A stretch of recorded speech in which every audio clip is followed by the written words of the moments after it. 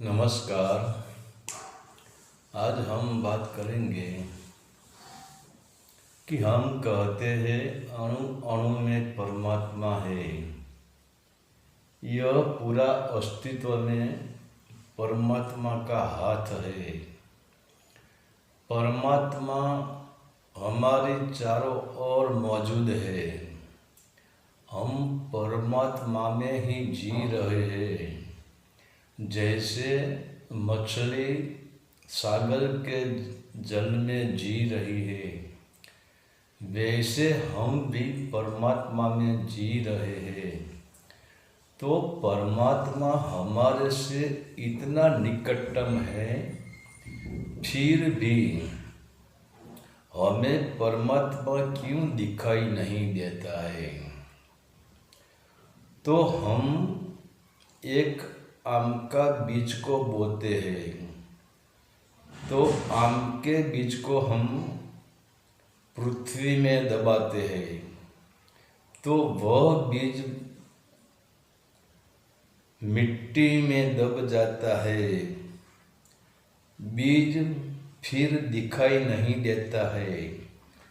तो बीज दबते ही अंकुर बाहर निकलता है, तो हमें अंकुर दिखाई देता है, मगर इसकी जड़ हमें दिखाई नहीं देती है। तो अंकुर को पोषण देती है और वही जड़ के पोषण से वह पेड़, वह जड़, वह अंकुर पेड़ में रूपांतर हो जाता है। क्योंकि जैसे जैसे वह अंकुर की जड़ को पोषण मिलता है, वैसे वैसे वह अंकुर बड़ा बड़ा होने लगता है, बढ़ता ही जाता है, बढ़ता ही जाता है।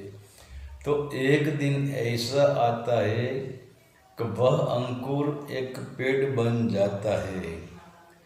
फिर जैसे पेड़ बड़ा होता जाता है, तो पेड़ को बड़ा होने के लिए पेड़ को ज़्यादा पोषण की ज़रूरत होती है। तो पेड़ को ज़्यादा पोषण देने के लिए यही पेड़ की जड़ों जमीन के भीतर गहराई में जाती है, तो हमें वृक्ष दिखाई देता है। मगर जो जड़ें वृक्ष को पोषण देती है, जो जड़ों के कारण वृक्ष टिका रहा है, जो जड़ें वृक्ष का जीवन है, जो जड़ें वृक्ष का आधार स्तंभ है, वह जड़ें हमें नहीं दिखाई देती है। तो हम वृक्ष को कितना ही संभालते हैं, इसीलिए इसकी छांव में हम बैठते हैं, इन पे फूल लगते हैं, इन पर जब फल लगता है तो हम फल भी खाते हैं। मगर हम कभी जड़ों को याद नहीं करते हैं, क्योंकि वही जड़ों के कारण वृक्ष हरा है। वही जड़ों के कारण वृक्ष हमें फल फूल और मीठी छाई दे रहा है। तो हम जड़ों को पानी ही न दे, तो पानी के बिना एक दिन ऐसा आएगा कि जो भीतर से पोषण जो जड़ों दे रही है वह ही सूख जाएगी, और जड़ों को सूखते ही न खिलेगा फूल, न खिलेगी, न आएंगे फल, न रहेंगे पत्ते, क्योंकि वृक्ष ही सूख जाता है। वैसे ही हम लोगों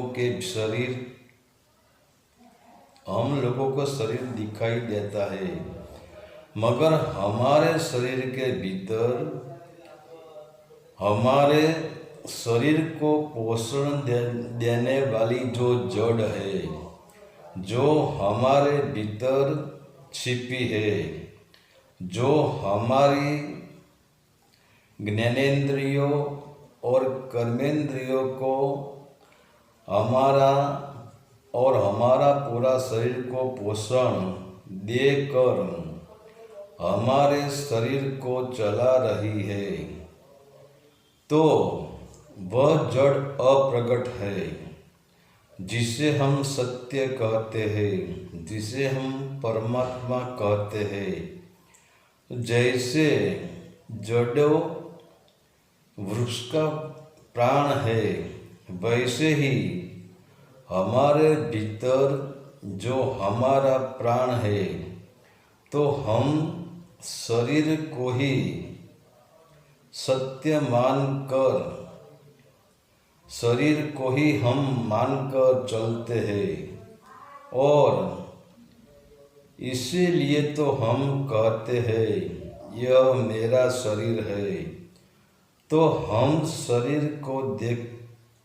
शरीर की देखभाल करते हैं, शरीर को सुंदर बनाने की कोशिश करते हैं, क्योंकि हमें शरीर सत्य लगता है।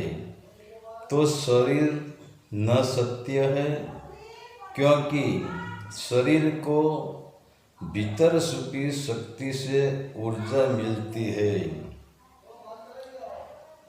तो जो परमात्मा हमारे भीतर छिपकर यह शरीर को चला रहा है, वह हमें इसलिए नहीं दिखाई देता है कि जैसे हम पेड़ को देखते हैं और जड़ों को नहीं देखते हैं, हम जड़ों को याद नहीं करते हैं, वैसे ही हमने कभी हमारे भीतर झांकने की कोशिश की ही नहीं है, और न हमने भीतर की यात्रा की है। तो हमें पोषण देने वाला परमात्मा कैसे दिखाई देगा?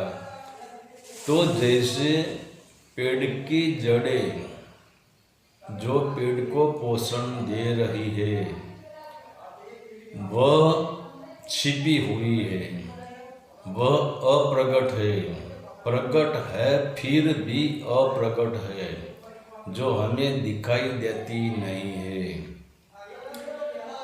वैसे ही परमात्मा हमारे भीतर प्रकट है फिर भी अप्रकट है, क्योंकि हम जो देखते हैं वह बाहर की आँख से देखते हैं। जैसे हम पेड़ को देख रहे हैं, फल फूल को देख रहे हैं, इसके पत्ते पत्ते को हम देख रहे हैं, मगर हम वह पेड़ की जड़ों को नहीं देख रहे हैं, क्योंकि हम पेड़ को भी बाहर के चक्षु से देखते हैं।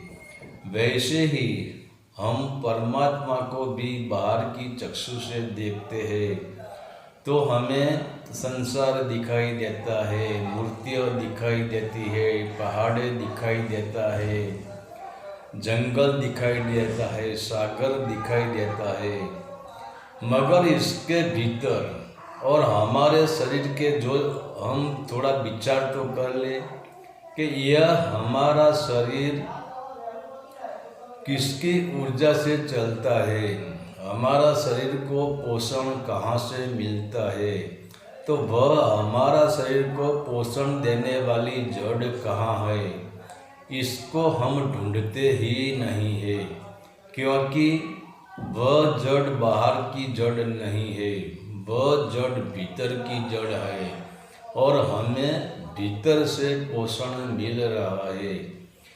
तो जब हम भीतर की यात्रा नहीं करेंगे, जब हम भीतर नहीं झांकेंगे, तब तक हमें भीतर की जड़ों का कोई पता नहीं चलेगा।